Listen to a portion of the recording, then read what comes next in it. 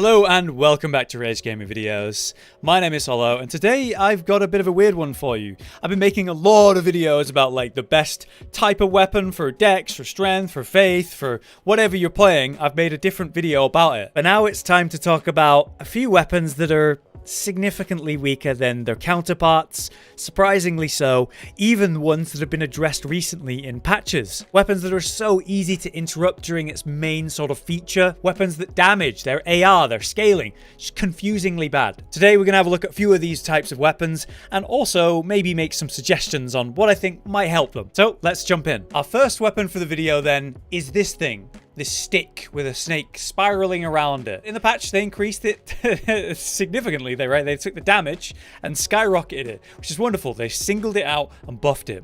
And they also took the Ash of War, the Devourer of Worlds, and increased the cast speed, which we saw actually on many different Ashes of War in the patch. We have C scaling across the board here, strength, dex, and faith, so it's kind of a quality weapon. I'm able to get it up to 860, which is fine. Now, you are dealing with a great hammer, so it's a bit heavier than, say, a great sword, and you're getting the hammer moveset, which is essentially just various styles of bonking with a little bit of options here and there with different things like, hey, the crouch spin. It's kind of neat. But yeah, it's a very single-minded moveset. That's kind of awkward, but fine if you like the hammer moveset. With its new damage buff though, we can get it to relevant damage. It is a physical and fire weapon, so using Flame Grant Me Strength, we can buff up the physical and fire. And then there's also things like the Wondrous Physic to increase your fire damage, so we can increase it further using that. And now my AR went from 860 to nearly 1100. That's a lot better. This is relevant. So while it's got a simple and kind of repetitive moveset, not very versatile, it does work, and its stats work a lot better now. The problem is that Ash of War. It still really sucks. Before I actually use it, let me show you what it is. Devourer of Worlds. So I slam down, do a big AoE, deal damage, and steal health. It's very expensive on the FP though. 35 on an Ash of War is pretty, it's very expensive. So here we go. I'm going to get it off before I can do anything. This is the damage I'm getting. 566 with those buffs where I'm increasing the damage. It's a long, slow cast, and it does not really do that much damage. But it's just simply not worth using in combat. You'd be better off just actually hitting the target than ever using the Ash of War in single target. So, it doesn't work in single target. It's literally just not worth using. Too expensive on the FP, the damage is too low, the cast time is too long. So, therefore, where would we use this? We would use it in AoE scenarios, right? The more targets we have to hit with this thing, the more lifesteal we're going to get. Awesome. So let me show you. We are now going to use Devourer of Worlds in an AoE situation. So there's going to be a lot of enemies trying to attack me, but who cares, right? Because I'm going to lifesteal it all up. Here we go. Whoops, let me try again. Here we go. Hold on. Here comes Devourer of Worlds. Hold on. This is where it's strong, remember? This is where I'm supposed to use Devourer of... Hold on, I'm going to do it soon. This is where I'm meant to be using Devourer of Worlds. Here we go. I actually got it off. So I just barely got it off because this guy nearly hit me at the end of the cast. I'll still be interrupted. As you can see, my lifesteal there was nuts. It did actually kill these enemies, although these are all very early game weak, and this is a +10, and I'm, spec correctly. But yeah, even with like 2 targets for AoE, I am just not getting this off in most scenarios. Look, see, at the very end of the cast, still interrupted. To me, they just need to give the actual Ash of War a bit of hyper armor. Rework it a little bit. Make it so I'm stuck in place. I'm stuck in this really long animation. I take all the damage while I'm doing it, but I get loads of lifesteal when I actually get it off. Sure, there can be a few ways to interrupt it maybe, but literally like the weakest, lightest attack can interrupt it right now. It is rarely ever going off, and therefore rarely ever worth using. So, Devourer Scepter would like to see this Ash of War just get a bit of armor, and maybe it'll be worth using. Next up, it's one that makes me really sad. This is the Pizza Cutter, the Ghiza's Wheel. I really like this weapon. I love its design. I love the concept behind it. When I first found it, I immediately started using it and upgrading it. God did the same thing when we found it. And yeah, I haven't seen one of these since Bloodborne, obviously, where they first put in the whirly gig, which was awesome. This, unfortunately, just does not compare. It has a really unique moveset where you heavy and spin the wheel and do these attacks. Like I say, I really like it. And it's even a colossal weapon, right? So it did actually benefit from 1.04 with a little bit of the attack speed buffs, which is nice to see. But it has this really bad problem. It has absolutely no arcane scaling, and it is a bleed weapon. We have 70 bloodlust bleed to begin with, and that is fine, that's a reasonable number, but you really need over 100 to make it relevant. And we can't use something like seppuku to cheat it, basically. We don't actually have an option to make that blood loss build up better. Now, the Ash of War spinning wheel is really interesting. You hold it, and you can walk around a little bit while channeling these ticks of damage and building up that blood loss build-up. It just isn't comparable, it isn't competitive in any way to any bleed scaling weapon in the game. If you have a bleed affinity on a weapon, you will just do better blood loss build-up than this. And it's significantly more. If we talk about a weapon that can actually put seppuku on it, which there are many, that just blows this thing out of the water. This is not relevant even slightly compared to those. So what about this as a weapon outside of the fact that it's a bleed weapon?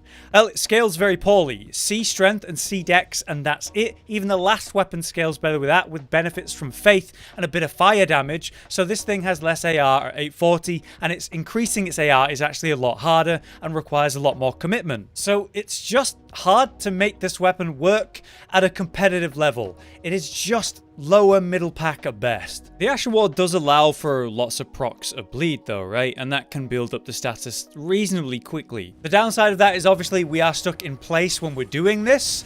So in PvP, that's super easy to avoid. You just wait it out, walk it out, and as it's actually coming out, there's a wind up so it doesn't come out instantly.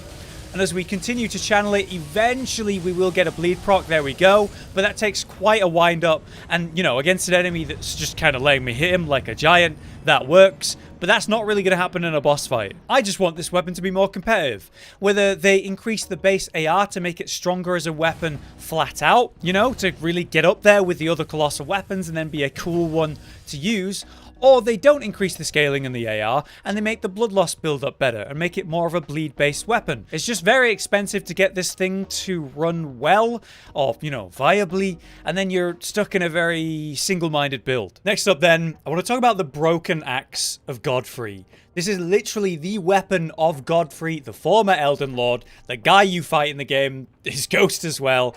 And yeah, it's a really important lore weapon. We see it in the cinematics. This is a major weapon, and it allows you to use some of Godfrey's moveset. I was really confused when I looked at this weapon. C strength scaling with bit of dex. There are weapons in this game, strength weapons, for S scaling, or at very least an A scaling, when we're talking about a unique boss weapon like this. This weapon scales horrendously, so it's not a surprise when we're looking at 826 AR. But hey, at least it's got a, you know, a varied moveset of 3 slams, and then we got a heavy, and then another heavy pair of slams. But at least we've got an interesting crouch slam.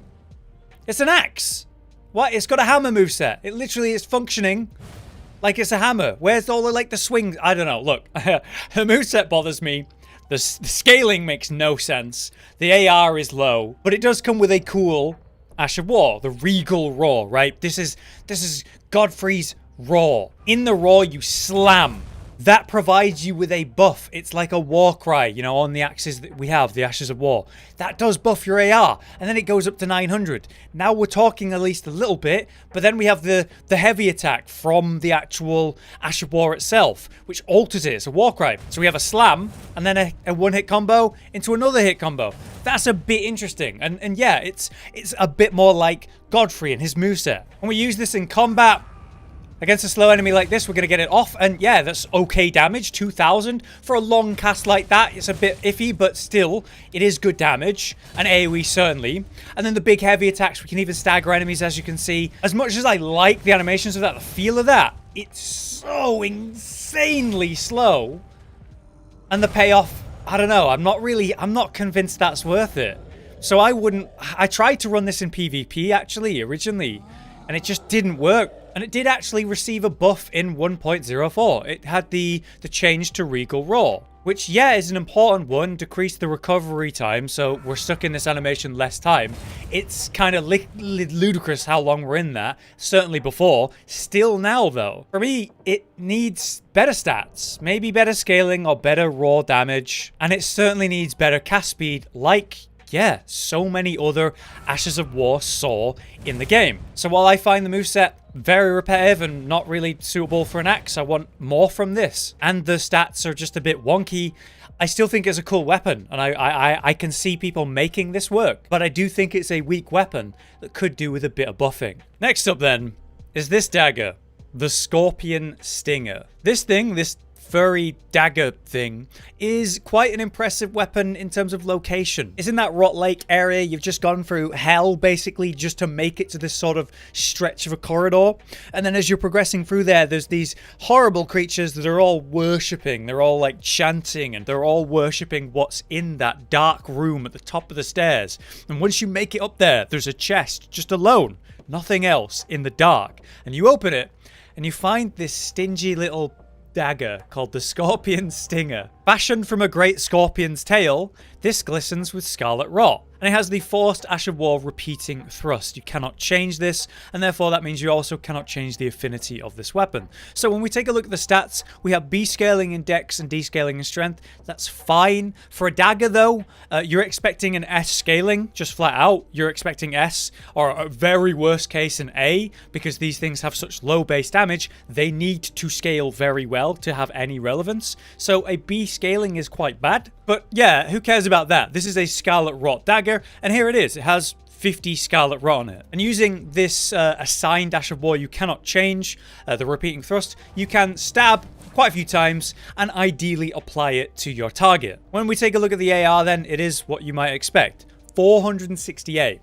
If we can compare this to, say, another dagger, or even multiple, say the ones we made a video on recently for an Assassin's build, there's the Blade of Calling and there's the Blade of Death. Both of those we can get over 700 AR easily, thanks to the fact that they are both physical and holy weapons. We can buff up and improve them in many ways. And they also come with these incredible Ashes of War that give you a ranged option. With the Blade of Death, that does damage over time and reduces their health by 10%. With the Blade of Calling, it's a bit more impactful in terms of instant damage because it's got a bigger singular hit, and it also costs less FP to use. So if you want to run like a cheaper version, then you can do that. Their base AR though works well. They both scale with faith. You can combine them, make a cool build, whatever. Then we have this weapon, the Rot option, and yeah, it's just physical damage, nothing else.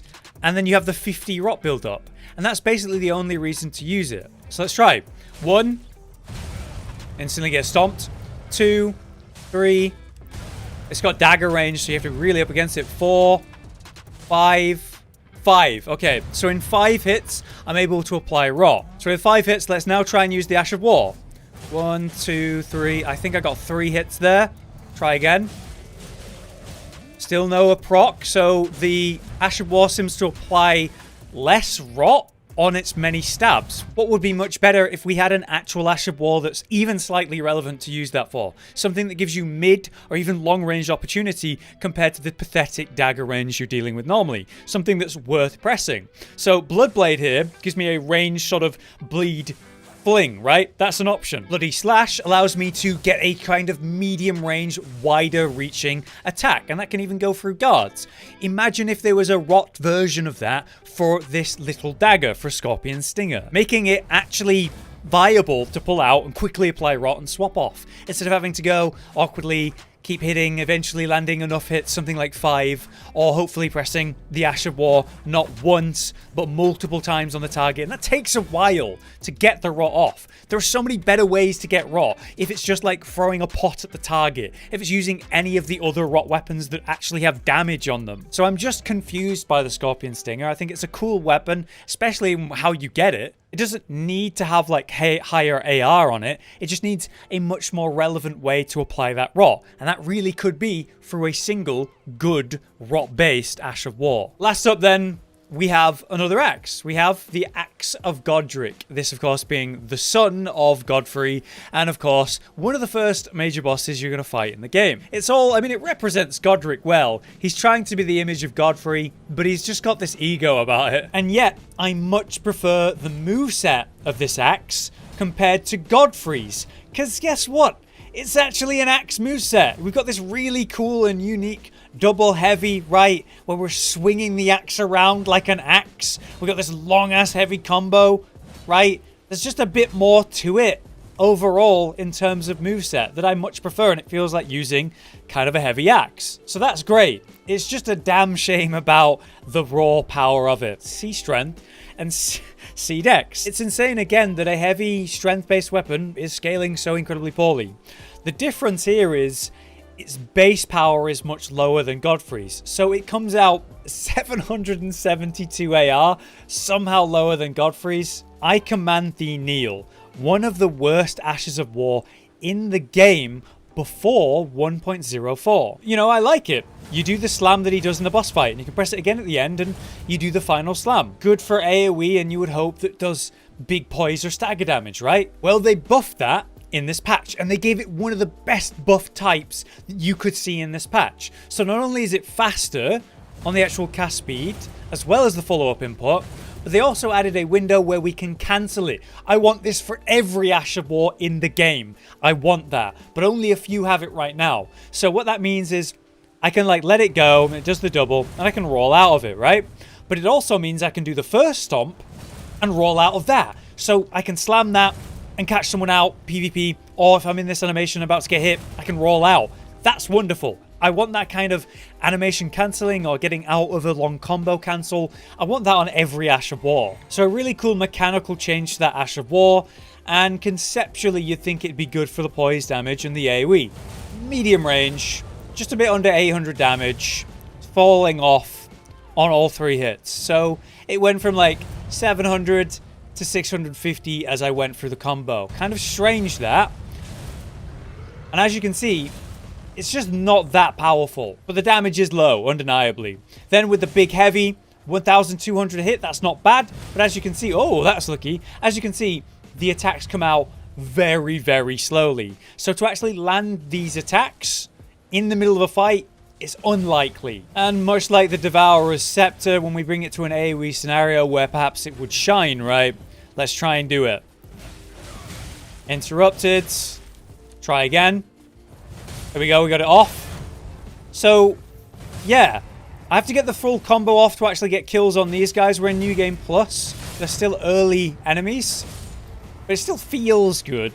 It's just a bit difficult to actually get off in the AoE scenario when you're dealing with lots of enemies.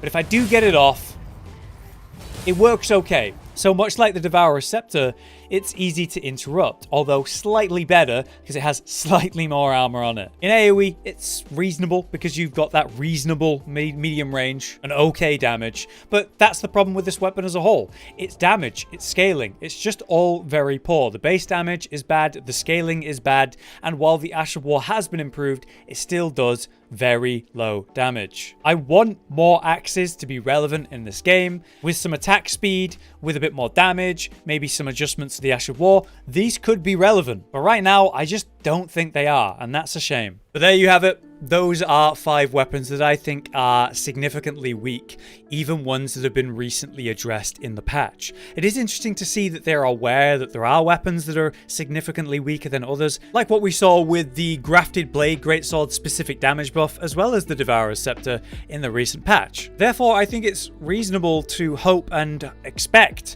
some other specific buffs to specific weapons that are really lacking in statistic value or the mechanics of their Ashes of War. But yeah, you'll have to let me know your thoughts on all of this and the weapons we talked about today. For now then, I've been Hollow, you've been you. Thank you very much for watching, and we'll see you next time. Josh, Cotton, and Hollow with the videos, dropping the humor like a hammer on your tippy toes, bringing entertainment on a daily arrangement to take our insanity and turn it into entertainment. Yes, I said entertainment twice, to reiterate that it is nice to look into your faces on a mostly daily basis when you let us in your homes to make the whole world a stage. Goodbye.